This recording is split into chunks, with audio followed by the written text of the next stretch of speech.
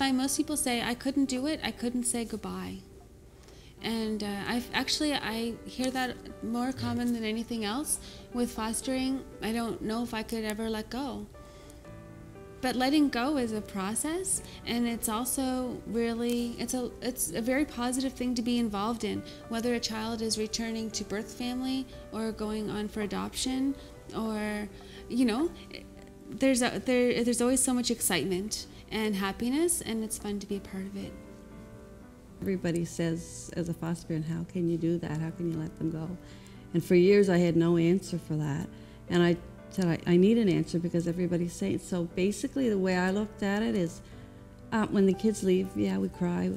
And we have other kids in the home that are affected by the kids leaving, and they cry. But if I let that bury me down, and then I can't help kids, so I choose to rise above that and help the kids, and I'll cry and I'll get over it and I'll move on. But it's about helping the kids, it's not about me. I think the hardest thing is when they do leave you, because they become part of your family, and it's devastating. And then at the same time, because people will say to me, how can you do that? I said, don't have a heart of stone. When they're leaving, my heart breaks. And I have to tell myself, Dad did really good, he's getting better, and he's going to be okay. And I think that's how I deal with it. I say they're going to be okay, they're going into a better place, but it's still hard. Well, usually we're given some notice that the children will be leaving us. We start knowing court dates are coming up, or you know, what the plan is, and what the pace is going to be as much as possible. And gives you some time to prepare yourself, prepare the foster children, and prepare our birth children as well. When we know children will be leaving us soon, we start talking about it a lot in the family, both to prepare the foster child and our birth children and ourselves that a change is coming. And we start, you know, we call it unnesting. You know, we start getting things together and organized. And then we usually plan a party. We usually have some transitioning things going on where the new family is coming into our home and we're going to their home.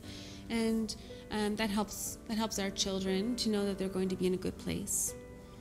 And then when they leave, we try to maintain contact if it's welcome. We recently had an adoptive parent offer to Skype with our 13-year-old.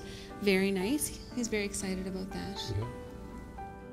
When you become a foster parent, you basically have to come to the realization that kids are going to come in your home and go out. You can't keep them all. So, you know, that has to be part of it. And so you don't set yourself up for failure. You set yourself up so that you realize the child's in your home. You're going to take care of them, do what you can for them, and when their time is to go, hopefully back with the parents or to a full-time home, then it's time for you to let go. So if you set yourself up with that train of thought, then you're not setting yourself up for disaster.